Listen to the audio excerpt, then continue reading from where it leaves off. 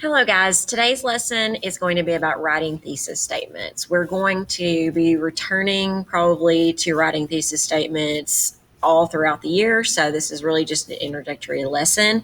So you are going to need to have Google Classroom up, which obviously you do since you have this video, and you're going to need to have your skills notebook open either as a side-by-side with this video or as a background tab so that you can kind of go back and forth. Okay, so our objectives for today: identify and define a claim, thesis statement, and the three types of thesis statements. And I'm going to ask you to write a closed thesis statement. So we're going to start with the definition of claim. So it's really important in this course that you understand what a claim is, what its definition is. Claims can also be called assertions or propositions. They are not statements of fact. So if I said that it's 96 degrees outside and that's accurate, then that would be a statement of fact. That can't be a claim. A claim should state a position with which people might agree or disagree. And in academic writing, claims should be things that you can support with evidence and reasoning. Let's look at these statements. Which of the following of these statements is a claim? So you have many schools have single-sex classrooms. Single-sex classrooms have been around for years, especially in private schools, and we have single-sex classrooms are ineffective because they don't prepare students for the realities of the workplace. So which of these three sentences do you think is a claim? So if you guess the last, then you're correct. So that's the only of the three statements that actually states a position on a subject. The others are just statements of fact. So thesis statements. A thesis statement is a type of claim, okay? Just like a topic sentence is a type of claim. The thesis statement is the major claim of your essay. So if you're writing a 10-page paper, it should have a thesis. If you're writing a book, there should be an overall thesis to the book. It's whatever you're trying to prove in a sustained way. Typically, the thesis statement goes in the last sentence of the introductory paragraph, but it doesn't always have to go there. It could be in different parts of the essay, but for most of our writing, that's pretty much where it's going to go. The thesis statement is your subject and your position on that subject, and your thesis statement can potentially determine the strength and direction of your paper. Now, if you have a really strong thesis statement, could you still have a really weak paper? Sure. And then vice versa. But a lot of times, a strong thesis statement is going to lead to a strong paper, because the stronger and more clear and specific your direction, then the easier it is for you to have paragraphs that really are centered around that direction. So what I want you to do right now is I want you to take a minute to pause the video. You're going to go to pages 94 through 96 in the language of composition. You're going to take notes on your note-taking guide on slide 6 of your skills notebook. It's the handout with the heart on it. I'll show you what it looks like. So this is the handout. Writing thesis statements, the heart of the essay. This is, I think, slide 6 on your digital notebooks, the skills notebook under digital notebooks on Google Classroom. So pause the video for just a second and do those notes, and then come back to the video. All right, so the closed thesis statement, here is an example of that. And sorry, there's a little bit of overwriting on my slide, but I'm not going to stop it to fix it. I'll just go ahead. So this is an example of a closed thesis statement. This is going to be our focus for today's lesson, is the closed thesis statement. So the open thesis statement is just where you state your position. The counter argument thesis statement is very similar to the occasion position thesis statements that a lot of you wrote last year as part of your 10th grade English class. And then the closed thesis statement, a lot of you in your 10th grade English classes did an occasion position / close. So you would go ahead and list your points in your thesis statement while still having that dependent clause at the beginning of the sentence that typically would state like what the opposing side might say.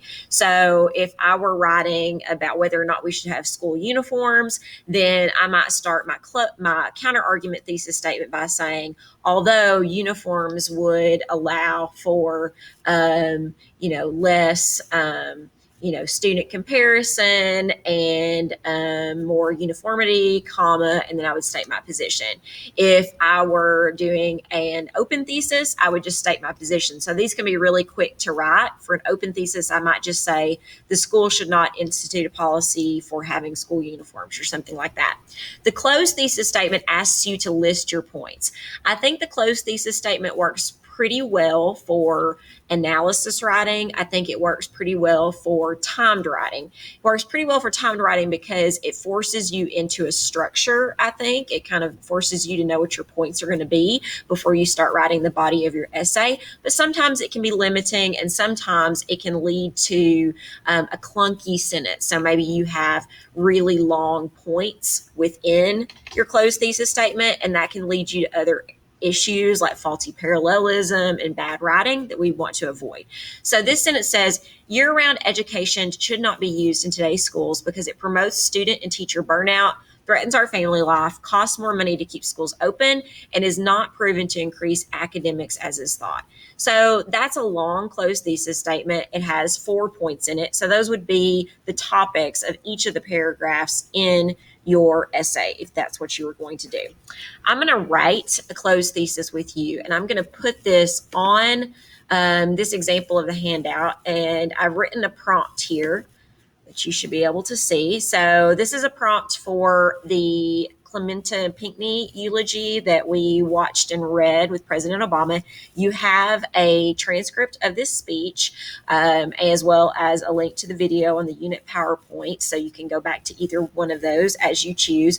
But I'm just going to go ahead and write a thesis statement, a closed thesis statement for you, and then I'm going to have you do a closed thesis statement in the Google Questions feature of your Google Classroom. So it says, identify choices that President Obama made in his speech and analyze how those choices help him to appeal to his primary audience.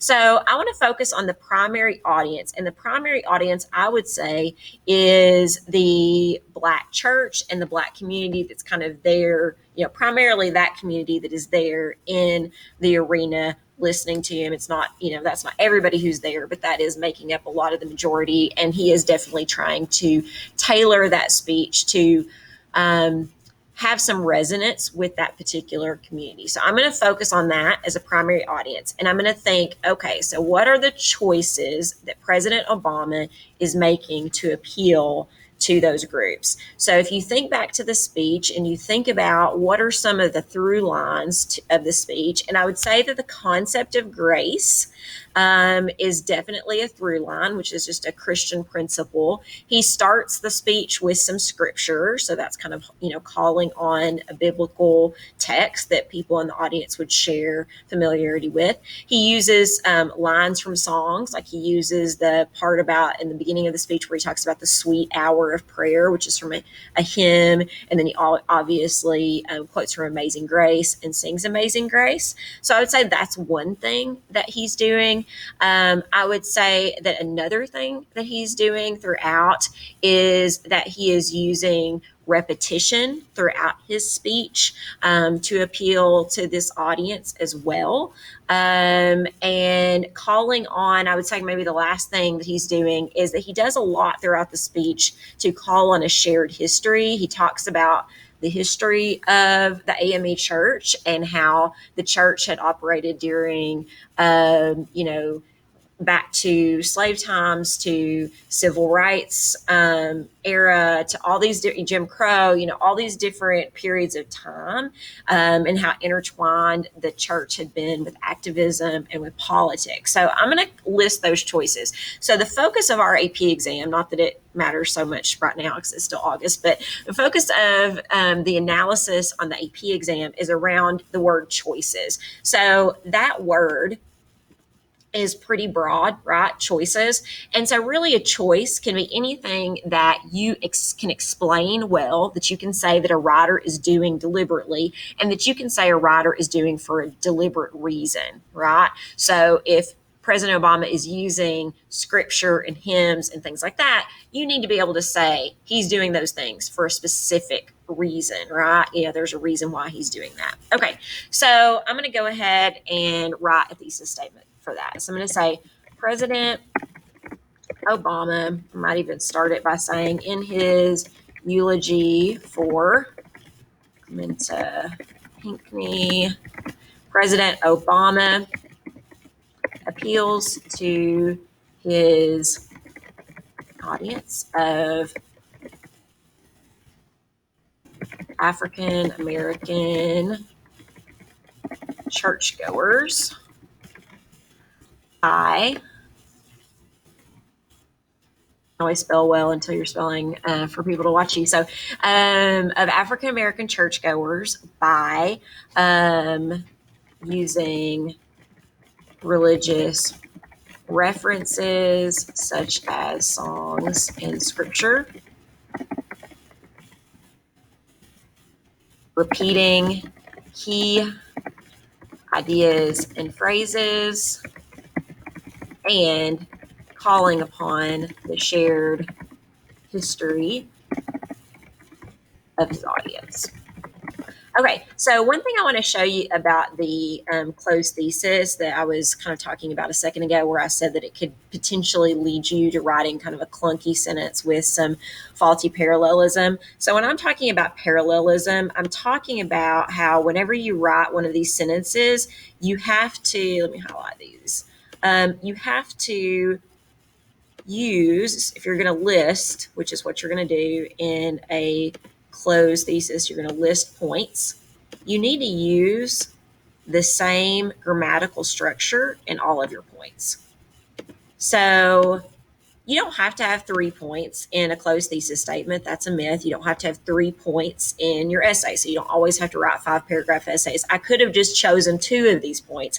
I probably could have done the first and the last, and those would have given me plenty to talk about. So I could have said using religious references such as songs and scripture and calling upon the shared history of his audience. That would have given me plenty of things to say in this future essay.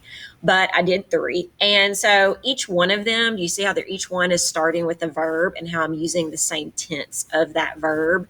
So trying to keep the grammatical structure of those, that's called parallelism. And if I hadn't done it, it would have been considered faulty parallelism. And so we want to make sure that we write these as clearly and succinctly as we possibly can, and try to keep a pleasing style with these closed thesis statements. So what you're going to do now is you are going to go to Google Classroom. You're going to go to the question, and the question is asking you to write a thesis statement about a text that we have read this week. And I want you to think about what we just learned, and then write a closed thesis statement so that I can see how we do with that, and also so that I can give you some feedback on those sentences. Thanks, and let me know if you have any questions.